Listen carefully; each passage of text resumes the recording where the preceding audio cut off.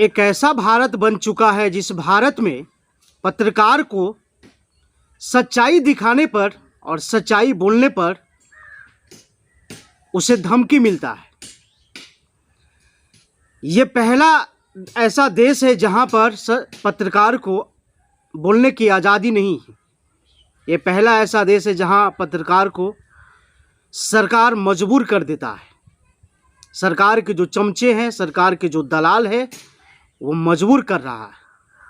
प्रयागराज का जो वीडियो है मैंने 2 रोज पहले दिया था, उस पर मुझे कई सारी धमकियां मिल रही है कि जो प्रयागराज की सच्चाई है उसको नहीं दिखाने के लिए, उस पर आवाज़ नहीं उठाने के लिए। तो आप समझ सकते हैं कि पत्रकार होना क्या है। सच्चाई लोगों को बताना क्या गुनाह है, सच्चाई दिखाना क्या गुनाह है। इस सरकार में क्या होगा जब सच्चाई हम दिखाएंगे, सच्चाई जब हम बोलेंगे तो धमकियां क्यों मिल रही है। इससे साफ ये होता है कि सरकार के अंदर में रह करके अगर काम करना है तो करो, अगर सरकार के अंदर में रह करके काम नहीं करना है तो सच्चाई को दबाओ, सच्चाई से मुंह मोड़ो, सच्चाई लोगों को दिखाओ नहीं, सच्चाई लोगों को बताओ नहीं, सच्चाई बोलो नहीं, नहीं तो धमकियां भी मिल सकती है। और सच्चाई दिखाने पर, सच्चाई बोलने पर कई पत्रकारों की हत्या भी कर दी गई है। और ये सरकार है बीजेपी की। जिस देश का प्रधानमंत्री है नरेंद्र मोदी, जिस देश का प्रधानमंत्री अगर मीडिया पर कब्जा कर लिया हो, अगर मीडिया को सच्चाई दिखाने से अगर धमका रहा हो, डरा रहा हो, किसी न किसी मैटर में फंसा करके उसको जेल भेज दिया हो, तो आप समझ सकते हैं कि भारत की जो स्थिति है क्या है और किस परिस्थिति से ये देश गुजर रहा है। जी हाँ, मेरा नाम है संजय कुमार और आप देख रहे हैं यूएनए न्यूज स्टार प्लस। साथियों, 2 रोज पहले मैंने उत्तर प्रदेश प्रयागराज में जो नरसंहार हुआ है, जहां मां और बेटी की गैंगरेप हुआ है, जिस घर में 4-4 लाशें निकली है, उसका सच्चाई दिखाने के लेकर के मुझे धमकियां मिल रहा है। साथियों, आप समझ सकते हैं कि क्या पत्रकार क्या करे, सच्चाई दिखाए या नहीं दिखाए। जिस लोकतंत्र का आवाज़ है मीडिया, और वो आज आवाज़ को दबा रहा है, आवाज़ को सरकार कह रहा है कि दबाने के लिए, सच्चाई को बंद करने के लिए, तो क्या आप सोच सकते हैं। उत्तर प्रदेश के प्रयागराज में जो घटना हुआ है, उस घटना के लेकर के पूरा भारत जो है दहला उठा है। पूरा भारत चिंतित है कि आखिर भारत में हो क्या रहा है। लेकिन उत्तर प्रदेश की जो सरकार है, वहाँ बीजेपी की सरकार है, लेकिन बीजेपी जो है वहाँ आंख बंद करके चुपचाप सब कुछ दिख रहा है। चूँकि अभी वहाँ चुनाव है, इसलिए कुछ आवाज़ उठाना पसंद नहीं करते। वहाँ की जो और भी बहुत सारे लीडर हैं जो कहते हैं कि मैं दलितों का नेता, गरीबों का नेता, अति पिछड़ों का नेता, गांव समाज में हो रहे भ्रष्टाचार को मिटाने वाले नेता, और आज वही खामोश बैठे हुए हैं।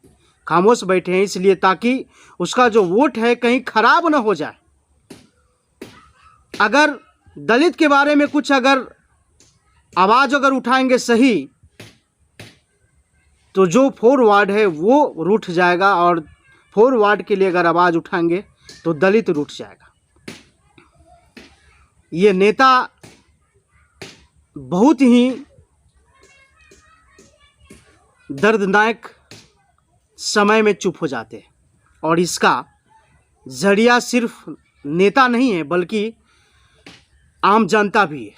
आम जनता ऐसे प्रतिनिधि को चुनता है, ऐसे लीडर को चुनता है, ऐसे नेता को चुनता है जो देश में राजनीति करता है, कूटनीति करता है, लेकिन इस देश में जो हो रहे भ्रष्टाचार को ख़त्म नहीं करता है, बल्कि आम जनता की जो शोषण है उसे करने लग जाता है। आम जनता के शोषण में हर नेता इस समय लगा हुआ है। इस समय जो घटना हुआ है प्रयागराज में, उसके ऊपर मैं कुछ टिप्पणी करना चाहूँगा, आपको कहना चाहूँगा, बताना चाहूँगा कि यह सिर्फ एक व्यक्ति की घटना नहीं है, बल्कि ये पूरी भारत में आम जनता के ऊपर कस के तमाचा है। ये आम जनता का विश्वास टूट रहा है, ये आम जनता का भरोसा टूट रहा है। जिस भरोसे का नाम है पुलिस, आज वही पुलिस, वही प्रशासन कितनी लापरवाही से काम करता है। वही प्रयागराज में जो नरसंहार हुआ है उसमें 11 व्यक्तियों के ऊपर एफआईआर है, लेकिन मात्र अभी तक 4 व्यक्ति को अरेस्ट किया गया है। क्या कर रही है वहाँ की प्रशासन, क्या कर रहा है वहाँ की सरकार? आवाज उठा क्यों नहीं रहा है? मायावती वहाँ का दलित का नेता है, बिल्कुल खामोश है। कहीं आवाज उठाए तो जो स्वर्ण जाति का वोट है वो मुझे नहीं मिल पाएगा। वहाँ का जो अखिलेश यादव नेता है, आवाज़ नहीं उठा रहा है। वहाँ का जो और भी जो है नेता है, बिल्कुल आवाज़ नहीं उठा रहा है, क्योंकि उसे वोट खराब होने का डर सता रहा है। मुझे सच्चाई बताने में नहीं डर लगता है, क्योंकि मैं एक पत्रकार हूँ और सच्चाई दिखाना मेरा काम है। और इस समय आप समझ सकते हैं कि जो घटना हो रहा है वो घटना पूरा भारतवासी का भरोसे का घटना हो रहा है। पूरी भारत के लोगों का, लोकतंत्र का हत्या हो रहा है, लेकिन समाज, प्रशासन, आम जनता, सरकार सब के सब खामोश है।